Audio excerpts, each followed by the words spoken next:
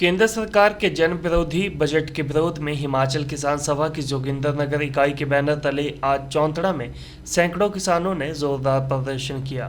BDO office तक जुलूस निकालने के बाद जनसभा को संबोधित करते हुए कुशाल भारद्वाज ने कहा कि मोदी सरकार का बजट पूरी तरह से गरीब विरोधी है और अमीर परस्त है। केंद्रीय बजट किसानों और मेहनतकश वर्ग पर बड़ा हमला है। इसमें किसानों के लिए ना कोई एमएसपी है, ना कोई ऋण माफी है। हिमाचल किसान सभा के जोगिंदरनगर इकाई के द्वारा आज चौंतरा में किसानों का एक अधिवेशन किया गया जमीन के मुद्दे पर।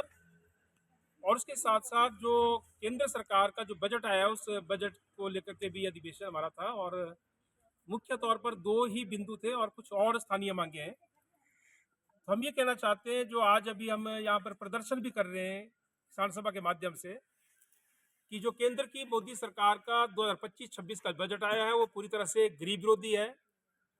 वो बजट अमीरों को फूल और गरीबों को कांटे बांटने का काम करता है। इस देश के किसानों को उम्मीद थी कि इस बजट में एमएसपी का प्रावधान किया जाएगा।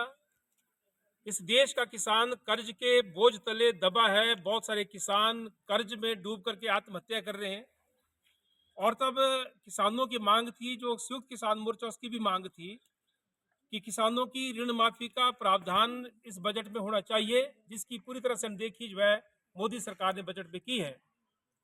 उसके साथ साथ अगर बजट पर एक नज़र आप दौड़ाएं तो जितने सामाजिक सुरक्षा के लिए जो आवंटन है उसमें कटौती की गई है। वैसे तो मनरेगा के आवंटन में पिछले कई सालों से लगातार मोदी सरकार कटौती करती रही है आवंटन में।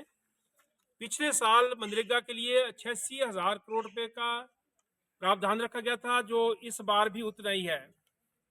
आप सबको मालूम है कि देश में काम की मांग बढ़ रही है, लोगों के पास रोजगार के साधन नहीं है। ऐसे में मनरेगा के बजट को दोगुना करने की जरूरत थी, यानी कि लगभग 1,17,000 करोड़ रुपए का प्रावधान उसके लिए होना चाहिए था। लेकिन मोदी सरकार ने एक पैसे की बढ़ोतरी जो है उसके आवंटन में नहीं की है।